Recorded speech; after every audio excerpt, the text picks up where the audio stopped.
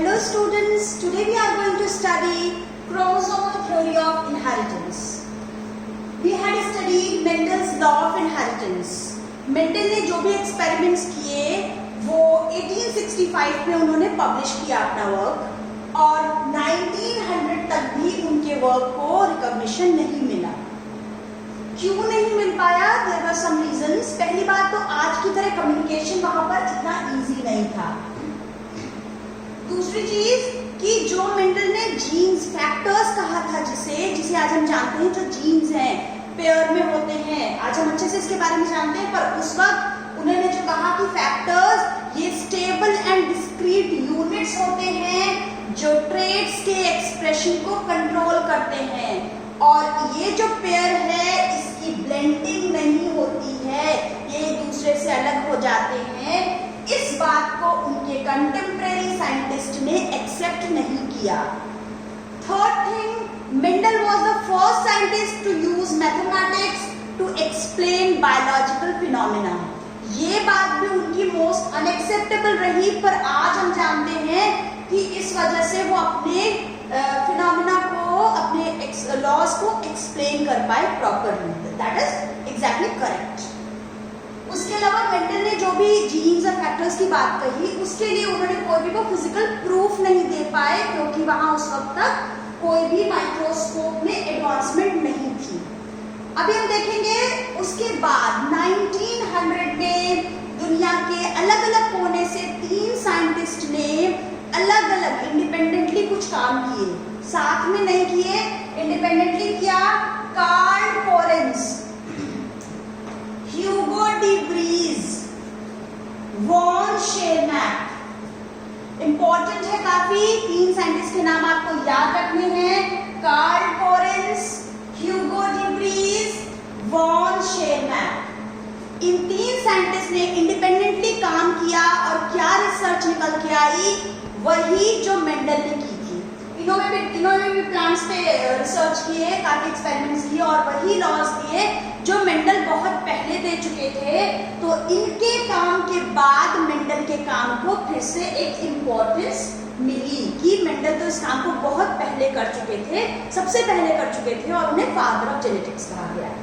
अब हम देख रहे हैं कि इस दौरान मेंडल के बाद माइक्रोस्कोपी की फील्ड में काफी एडवांसमेंट्स हो रहे हैं.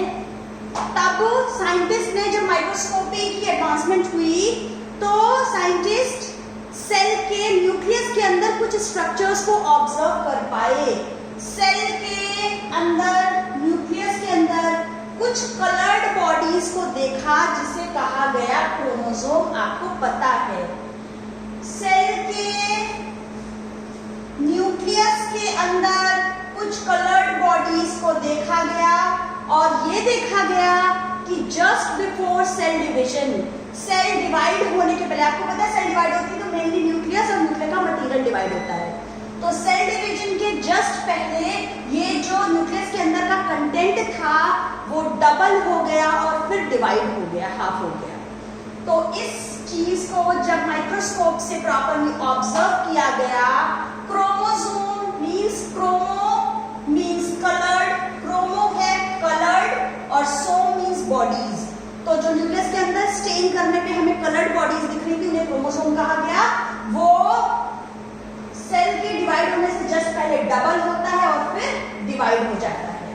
तो जब सेल डिवीजन देख रहे थे साइंटिस्ट तो उन्होंने क्रोमोसोम के मूवमेंट को बहुत ही माइन्यूटली ऑब्जर्व किया सेल डिवीजन के दौरान और जब मियोसिस को प्रॉपरली ऑब्जर्व किया तो उन्होंने क्रोमोसोम को देखा. आप अच्छे से जानते हो ये क्रोमोसोम है. क्रोमोसोम का स्ट्रक्चर क्या होता है हम डिटेल बात कर चुके हैं इस चैप्टर के फर्स्ट वीडियो में. फिर से देख लो, न्यूक्लियस के अंदर क्रोमैटिन मटेरियल होता है जो सेल डिवीजन के जस्ट पहले ही कंडेंस होकर क्रोमोसोम के फॉर्म में आ जाता है. क्रोमोसोम में क्या होता है? Protein and DNA. ये आपको फाइबर्स लाइक स्ट्रक्चर दिखाई दे रही है. ये जो फाइबर्स होते हैं, ये जो फाइबर्स दिखाई दे रहे हैं यहाँ पर, ये जब हम खोल देंगे थ्रेड को तो ये थ्रेड होगा एकदम इस तरह से. ये प्रोटीन के ऊपर थ्रेड लिपटा होता है तो दिस इज डीएनए और ये डीएनए हम और ओपन कर देंगे तो ये स्ट्रक्चर है और इसकी भी केमिकल स्ट्रक्चर होती है, आप 6th चैप्टर में पढ़ोगे इसे. तो इस तरह से ये सेल में न्यूक्लियस के अंदर क्रोमोसोम, प्रोटीन और डीएनए, और डीएनए का ये है स्ट्रक्चर, और डीएनए के स्ट्रक्चर में छोटी छोटी फंक्शनल यूनिट्स हैं जो किसी एक कैरेक्टर को कंट्रोल करती है, उसे कहते हैं जीन्स। ये बात आपको पता है। तो जब जीन्स को, क्रोमोसोम को प्रॉपरली देखा जा पाया, तब ये बात में आगे और बढ़ पाई। तो उसके बाद दो और साइंटिस्ट हैं, बहुत इंपॉर्टेंट हैं, Sutton and Boveri, Walter Sutton and Theodore Boveri. इन दो साइंटिस्ट ने क्या मेन बात कही? इन्होंने ही दी क्रोमोसोमल थ्योरी ऑफ इनहेरिटेंस। इन्होंने कहा कि क्रोमोसोम्स और जीन, क्रोमोसोम्स एंड जीन्स का बिहेवियर एक दूसरे के पैरेलल है, और क्रोमोसोम मूवमेंट के थ्रू उन्होंने मेंडल के लॉ को फिर से एक्सप्लेन किया, और इन्होंने ही न्यूक्लियस को, क्रोमोसोम को प्रॉपरली ऑब्जर्व करके मेंडल के लॉ को वेरीफाई किया। तो इन्होंने ये दी क्रोमोसोमल थ्योरी ऑफ इनहेरिटेंस, किसने? Sutton and Boveri. Important names हैं। क्या कहा इन्होंने? बहुत ध्यान से समझते हैं इसको, कि क्रोमोसोम्स और जीन्स हमेशा डिप्लॉयड सेल में पेयर के फॉर्म में होता है। सबको पता है, अच्छे से हम बात कर चुके हैं होमोलोगस क्रोमोसोम की, जो सिमिलर होते हैं शेप एंड साइज में। तो होमोलोगस क्रोमोसोम में हमेशा होमोलोगस क्रोमोसोम्स हर सेल के अंदर डिप्लॉयड होते हैं, सेल में हमेशा पेयर में होते हैं। तो हमारे अंदर जितने 23 क्रोमोसोम्स हैं, तो 23 का पेयर है, हर एक का पेयर है, ठीक है। तो हर क्रोमोसोम अपने पेयर के साथ में प्रेजेंट है, हर क्रोमोसोम अपने पेयर के साथ में प्रेजेंट है, ठीक है। वो डिवीजन के टाइम पे रेप्लिकेट होगा, हम बाद में बताएंगे। तो ये क्रोमोसोम हमेशा पेयर के फॉर्म में होते हैं, और क्रोमोसोम पेयर में है तो क्रोमोसोम के ऊपर ये जो जीन्स प्रेजेंट हैं, ये भी पेयर्ड होंगे। ये जो जीन्स प्रेजेंट है, ये भी पेयर्ड होंगे, है ना। रेड वाला पेयर में, ग्रीन पेयर में है, ये इधर पर्पल पेयर में है। तो क्रोमोसोम भी पेयर्ड है, और साथ में जीन्स भी उनके ऊपर पेयर में है। ये होमोलोगस क्रोमोसोम सेपरेट होते हैं मियोसिस के टाइम पे। ये तो होमोलोगस पेयर है क्रोमोसोम का, आपको पता है। अब क्रोमोसोम ये डिवीजन से पहले रेप्लिकेट होगा और अपने कंटेंट को डबल कर लेगा। इसका कंटेंट डबल हो गया, नंबर नहीं, कंटेंट डबल होगा, और फिर ये स्प्लिट हो जाएगा, ये हाफ हो जाएगा। तो पहले तो ये होमोलोगस क्रोमोसोम से स्प्लिट हो जाएंगे। तो अभी हमने क्या बात कही कि ये होमोलोगस क्रोमोसोम्स सेपरेट हो जाते हैं। इट मींस जो हमने पहले पढ़ा है, ये हो गई कंडीशन, या ये है, या फिर ये है, ये दोनों सेपरेट हो जाएंगे, ये दोनों सेपरेट हो जाएंगे। मेंडल ने लॉ ऑफ सेग्रीगेशन में क्या कहा था कि ये दोनों एलील्स एक ही कैरेक्टर के, ये दोनों ब्लेंडिंग नहीं होगी, मिक्सिंग नहीं होगी, ये दोनों सेपरेट हो जाएंगे। वही बात यहाँ पर कही गई है कि मियोसिस के टाइम, गैमीट फॉर्मेशन के टाइम होमोलोगस क्रोमोसोम्स सेपरेट हो जाएंगे। नेक्स्ट चीज क्या कही कि फर्टिलाइजेशन रीस्टोर कर देगा डिप्लॉयड क्रोमोसोम नंबर को। क्या बात कर रहे हैं कि हम जानते हैं कि क्रोमोसोम कितने होते हैं हमारे अंदर? 23 पेयर होते हैं। हम लोगों में, डिप्लॉयड इंडिविजुअल में 23 पेयर क्रोमोसोम है सभी में, पर गैमीट्स में कितना है? ह्यूमन रिप्रोडक्शन 3rd चैप्टर में पढ़ चुके हैं। ओवम में कितने हैं, स्पर्म में कितने हैं? तो ओवम में है 23 क्रोमोसोम, हैप्लॉइड, और स्पर्म में भी है 23 क्रोमोसोम डिप्लॉयड। फर्टिलाइजेशन के टाइम पे जब इन दोनों का फ्यूजन होगा, तो फिर से ये जो हैप्लॉइड सेट है और ये हैप्लॉइड सेट है, वो पेयरिंग हो जाएगी, और वापस से ये पेयर्स 46 क्रोमोसोम्स बना लेगा। तो इस तरीके से जो हैप्लॉइड गैमीट्स हैं, वो फर्टिलाइजेशन के बाद इस डिप्लॉयड कंडीशन को वापस रिस्टोर कर लेते हैं। तो एवरी टाइम मियोसिस होगी, सेल में मियोसिस होगी गैमीट्स फॉर्म होने के लिए, तो क्रोमोसोम नंबर हाफ हो जाएगा, फिर हाफ क्रोमोसोम नंबर वाले 2 गैमीट्स फ्यूज होंगे, तो रिस्टोर हो जाएगा पुराना डिप्लॉयड नंबर। लास्ट में क्या कहा? Chromosomal theory of inheritance claims it is the chromosome that segregates and assorts independently. Law of segregation और इंडिपेंडेंट असॉर्टमेंट को इन्होंने यहाँ पर बता दिया कि क्रोमोसोम की वजह से ही सेग्रीगेट होता है और इंडिपेंडेंट असॉर्टमेंट होता है कैरेक्टर्स का। अब हम इस डायग्राम के थ्रू इसको समझेंगे, फिर हम इसकी बात फिर से करेंगे।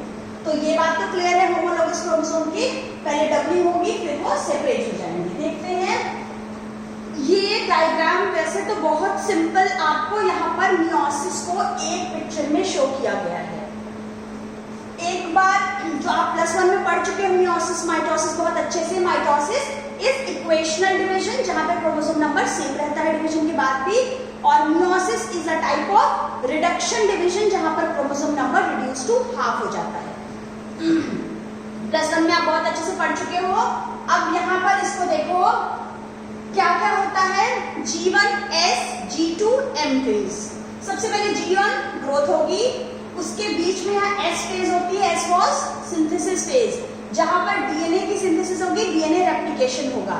आपको याद होगा, तो ये जो डीएनए सिंगल स्ट्रैंड दिख रहा है ये डीएनए का रेप्लिकेशन होगा इस फेज में, सिंथेसिस फेज में। डीएनए रेप्लिकेट करके अपना कंटेंट डबल कर लेगा। कंटेंट डबल का मतलब है ये पहले अगर 2C था तो कंटेंट हो जाएगा 4C। याद रखना है नंबर 2n और 4n नहीं हो रहा है, कंटेंट डबल हो रहा है, नंबर नहीं। तो इसका कंटेंट डबल हो जाएगा, ये प्रिपरेशन है आगे डिवीजन की। अब ये डबल हो गया, ये बाइवेलेंट फॉर्म कर लिया। अब क्या होगा, G2 और ग्रोथ होगी। M फेज मियोसिस 1, मियोसिस 1 में प्रोफेज 1, मेटाफेज 1, एनाफेज 1, टेलोफेज 1। तो प्रोफेज 1, मेटाफेज 1, मेटाफेज में ये इक्वेटर पे अलाइन हो गए, ठीक है, ये इक्वेटर पे अलाइन हो गए। एनाफेज में ये दूर जाने शुरू हो गए और टेलोफेज में ये बिल्कुल दूर चले गए। तो मियोसिस 1 एक्चुअली मियोसिस होती है जहां पर क्रोमोसोम नंबर डबल हुआ और फिर ये इस तरह से डिवाइड होके अलग अलग हो जाएगी। तो आफ्टर मियोसिस 1 ये कंडीशन हमको मिल जाएगी।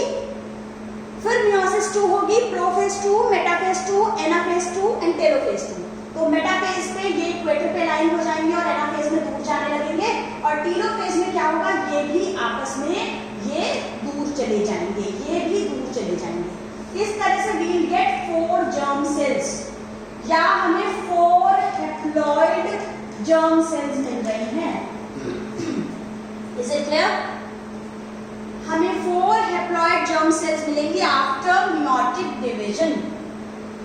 ये सिंपल सी बात है, आपको रिवाइज हो गया होगा अपना पुराना मियोसिस और ये सिंपल समझ में आ गई होगी बात।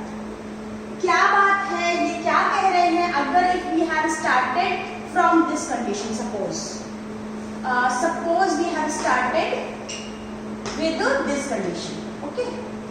हमने राउंड सीड और ये लिया है क्या, रिंकल्ड सीड, ठीक है। अगर हमने राउंड और रिंकल्ड सीड लिया है तो हमें क्या गैमीट्स फॉर्म हो गए हैं यहाँ पर, और अगर हम इसको भी ले लें, ये है सपोज कैपिटल Y, ये है स्मॉल y, तो हमको क्या 4 गैमीट्स ये फॉर्म हो गए हैं। या कह लो ये हमने कंडीशन ली है तो हमें 2 गैमीट्स, यहाँ पर 2 तरीके के गैमीट्स हैं, दो है पर 2 तरीके के, एक ये तरह का गैमीट है और एक ये तरीके का गैमीट है। हमको 2 तरह के गैमीट मिल गए हैं। याद है आपको ये वाली कंडीशन भी, ठीक है। तो हमको एक गैमीट ये मिल जाएगा, एक गैमीट ये मिल जाएगा। If we have started with this condition, chromosome पे जीन्स हैं, होमोलोगस क्रोमोसोम पे ये जीन्स हैं पेयर में, और ये डायग्राम शो कर रहा है लॉ ऑफ सेग्रीगेशन को। कहने का मतलब है ये और ये अलग हो जाएंगे जब मियोसिस के बाद गैमीट फॉर्म होगा, तो गैमीट्स ये मिल जाएंगे। इसका मतलब है इन कैरेक्टर्स की, इन जीन्स की ब्लेंडिंग नहीं हुई है, ये दोनों सेपरेट हो जाएंगे। ये एक्सप्लेन कर रहा है this thing, this law of segregation is explained with the help of this diagram. आगे बढ़ते हैं, इस डायग्राम को अच्छे से देखो। ये डायग्राम एक्सप्लेन कर रहा है लॉ ऑफ इंडिपेंडेंट असॉर्टमेंट, बहुत इजी तरीके से दिया है इसको। आपके एनसीईआरटी का ही डायग्राम है। यहाँ पर आपने पीछे क्या देखा था, ऑरेंज के साथ ग्रीन, येलो के साथ रेड, ऑरेंज के साथ ग्रीन और येलो के साथ रेड। पीछे वाला डायग्राम ही हमने इनिशियल स्टेज कॉपी कर ली है, ठीक है। तो अब हमने जो राउंड येलो रिंकल्ड ग्रीन वाला पढ़ा था उसको देखते हैं।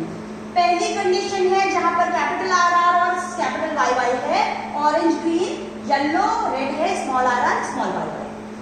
फिर क्या हो गया, जैसे पीछे हुआ ये दोनों सेपरेट होंगे, पहले सिंगल था कंटेंट डबल हुआ, ये दोनों सेपरेट हो गए और फिर ये चारों सेपरेट हो जाएंगे।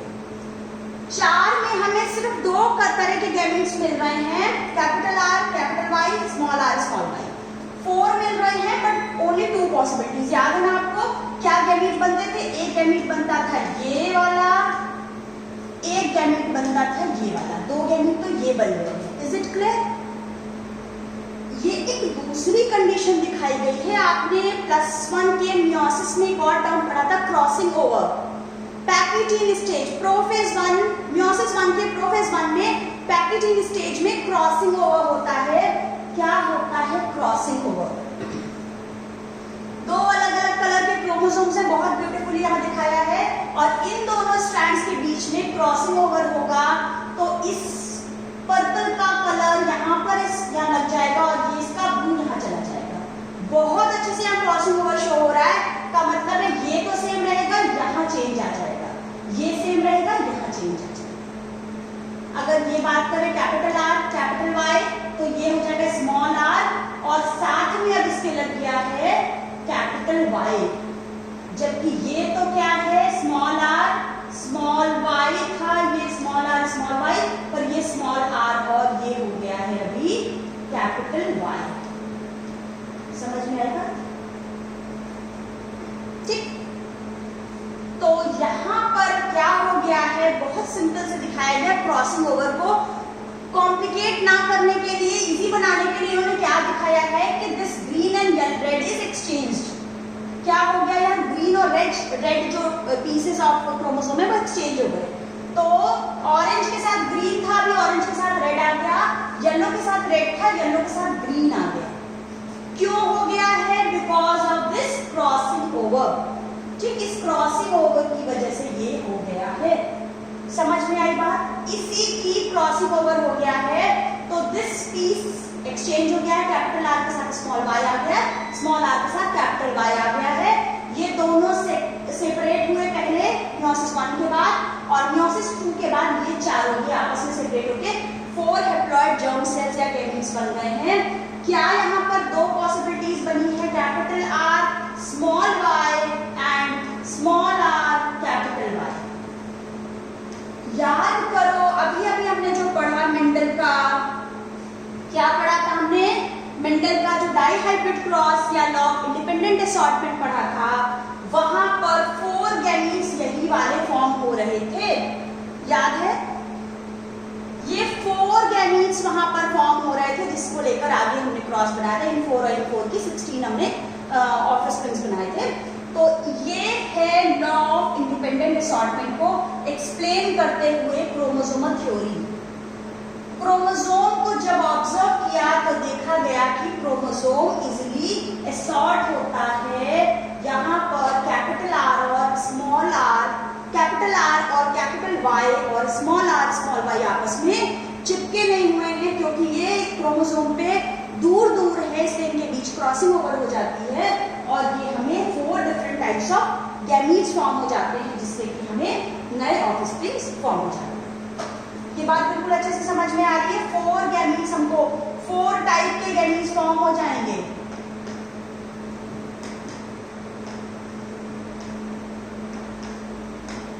Is it clear?